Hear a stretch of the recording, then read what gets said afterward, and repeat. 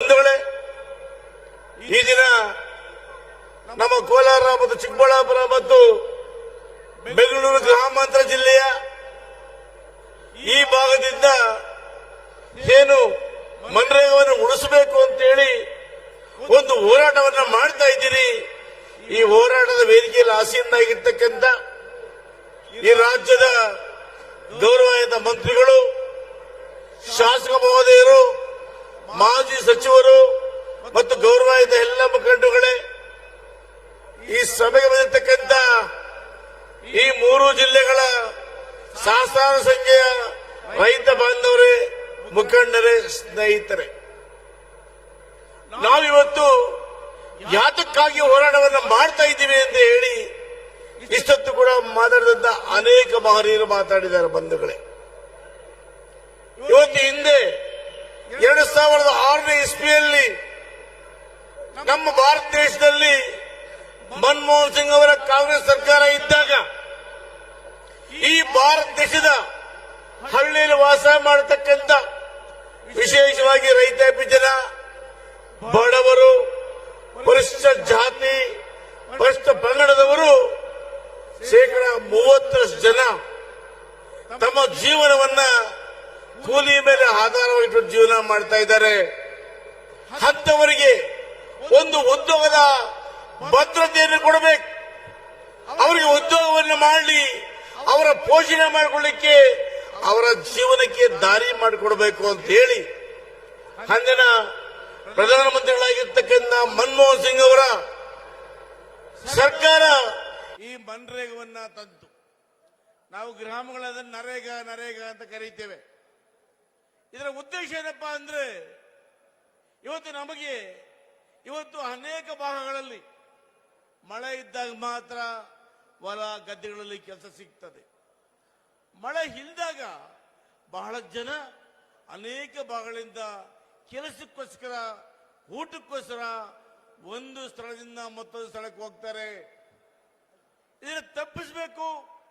ಆ ಗ್ರಾಮಗಳಲ್ಲೇ ಅವರಿಗೆ ಉದ್ಯೋಗ ಸೃಷ್ಟಿ ಮಾಡಬೇಕು.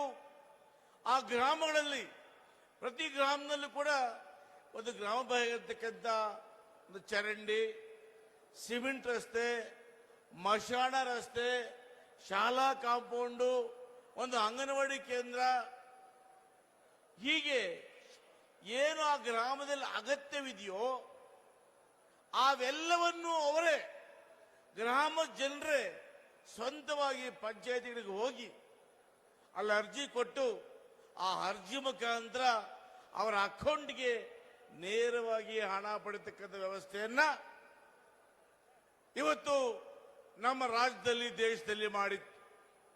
ಬಂಧುಗಳೇ, ಇವತ್ತೇನಾಗಿದೆ, ಆ ಒಂದು ಯೋಜನೆಯಿಂದ ಸರಿಸುಮಾರು ನಮಗೆ 20 ವರ್ಷಗಳ ಕಾಲ ಈ ದೇಶದ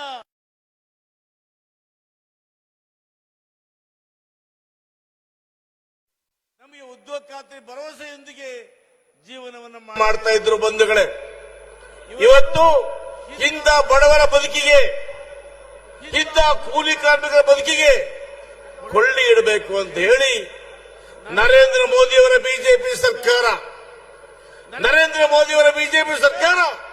ಇವತ್ತು ಬಡವರ ಪಾಲಿನ ಒಂದು ಮಹಾ ಕಾಯ್ದೆಯನ್ನು ತಂದಿದ್ದಾರೆ. ಇವತ್ತು ಬಂಧುಗಳೇ, ವಿ ರಾಮ್ಜಿ ಅಂತ ಕಾಯ್ದೆ ತಂದು ಆ ಕಾಯ್ದೆಯ ಮುಖಾಂತರ ಇಡೀ ಬಡವರನ್ನ ನಾಶ ಮಾಡಿಕೊಟ್ಟಿದ್ದಾರೆ. ಬಂಧುಗಳೇ, ಇವತ್ತು ನಾವು ಯಾಕೆ ಸೇರಿದ್ದೇವೆ ಅಂದ್ರೆ, ಏನೇ ಆಗಲಿ ನಮ್ಮ ಕಾಂಗ್ರೆಸ್ ಸರ್ಕಾರ, ಕರ್ನಾಟಕ ಜನತೆ ನಾವು ಯಾವುದೇ ಕಾರಣಕ್ಕೂ ಕೂಡ ಮನ್ರೇಗಾವನ್ನ ರದ್ದು ಮಾಡಕ್ಕೆ ಬಿಡೋದಿಲ್ಲ. ವಿ ರಾಮ್ಜಿಯನ್ನ ನಾವು ಯಾವುದೇ ಕಾರಣಕ್ಕೆ ಒಪ್ಪೋದಿಲ್ಲ ಅನ್ನೋ ಮಾತನ್ನು ಹೇಳೋದಕ್ಕೆ ನಾವೆಲ್ಲ ಕೂಡ ಸೇರಿದ್ದೀವಿ. ಬಂಧುಗಳೇ, ಇವತ್ತು ಭಾರತ ದೇಶದ ಪ್ರಧಾನಮಂತ್ರಿ ಆಗಿರ್ತಕ್ಕಂಥ ನರೇಂದ್ರ ಮೋದಿ ಅವರಿಗೆ ಬಡವರು ಬೇಕಾಗಿಲ್ಲ, ರೈತರು ಬೇಕಾಗಿಲ್ಲ, ಕೂಲಿಕರು ಬೇಕಾಗಿಲ್ಲ, ವಿಶೇಷವಾಗಿ ಅವರಿಗೆ ಪರಿಶಿಷ್ಟ ಜಾತಿ ಪಂಗಡದವರು ಯಾರು ಬೇಡ. ಅವರಿಗೆ ಕೇವಲ ಬಂಡವಾಳಶಾಹಿಗಳು ಈ ದೇಶವನ್ನು ಲೂಟಿ ಮಾಡತಕ್ಕಂಥ ಅದಾನಿ ಅಂಬಾನಿ ತೋರಬೇಕು ಅವರಿಗೆ. ಇವತ್ತು ನೋಡಿ ಬಂಧುಗಳೇ, ಇವತ್ತು ನರೇಗಾ ಯೋಜನೆಯಲ್ಲಿ ನೀವು ಕೂಲಿ ಮಾಡಿದ್ರೆ ನಿಮ್ಮ ಅಕೌಂಟ್ ಹಣ ಬರ್ತಾ ಇತ್ತು. ಇವತ್ತು ಆಗಿಲ್ಲ. ನೀವು ಇಷ್ಟಪಟ್ಟು ಕೆಲಸವನ್ನು ಆಯ್ಕೆ ಮಾಡ್ಕೊಳ್ತಾ ಇದ್ರಿ. ಇವತ್ತು ಆಗಿಲ್ಲ. ಯಾರೋ ನಿಗದಿ ಮಾಡಬೇಕು. ಈ ಪಂಚಾಯಿತಿಯಲ್ಲಿ ಯಾವುದೋ ಗ್ರಾಮದಿಂದ ತಗೊಳ್ತೀವಿ ನಿರ್ಧಾರ ಮಾಡಬೇಕು. ಅವರು ನಿರ್ಧಾರ ಮಾಡಿದ್ಮೇಲೆ ನೀವು ಕೂಲಿಗೆ ಹೋಗ್ಬೇಕು. ಇಷ್ಟು ಹೇಳ್ತೀನಿ ಬಂಧುಗಳೇ, ಒಂದ್ ನಿಮಿಷ ಇಷ್ಟು ಹೇಳ್ತೀನಿ ಬಂಧುಗಳೇ. ಇವತ್ತು ಹಿಂದೆ ಜೋಡಿದಾರ ಬೆಳೆದಾರ ಇತ್ತು, ಅವತ್ತು ನಾವೆಲ್ಲ ಕೂಲಿಗೆ ಹೋಗ್ತಾ ಇದ್ವಿ. ಈ ಮುಂದೆ ಒಂದು ದಿವಸ ಈ ವೀರಾಮ್ಜಿ ಯೋಜನೆ ಇದ್ರೆ ಇಂಥ ಪತ್ತಿ ಭತ್ತೆ ಬರ್ತದೆ. ಅಂಬೇಡ್ಕರ್ ಅವರು ಸಂವಿಧಾನ ಬರೆದಿರ್ತಕ್ಕಂಥ ಆಶಯಗಳಿಗೆ ಖಂಡಿತ ಕೂಡ ಸಿಗೋದಿಲ್ಲ ಅನ್ನೋ ಮಾತನ್ನು ಹೇಳ್ತಾ ಇವತ್ತು ನಾವೆಲ್ಲ ಕೂಡ ಇವತ್ತು ಹೋರಾಟವನ್ನು ಮಾಡಬೇಕಾಗಿದೆ. ವೀರಾಮ್ಜಿಯನ್ನು ತಿರಸ್ಕರಿಸಿ ನರೇಗಾ ತರಬೇಕು ಅಂತೇಳಿ ಒತ್ತಾಯ ಮಾಡಬೇಕಾಗಿದೆ. ಅದಕ್ಕೆ ಹೆಸರೇ ಕೂಡ ಎಲ್ಲರೂ ಸೇರಿದ್ದೇವೆ. ಹಾಗಾಗಿ ನಮ್ಮೆಲ್ಲರಿಗೂ ಹೊಂದಿಸಿ ನನ್ನ ಮಾತನ್ನು ಮುಗಿಸ್ತೇನೆ. ಧನ್ಯವಾದಗಳು.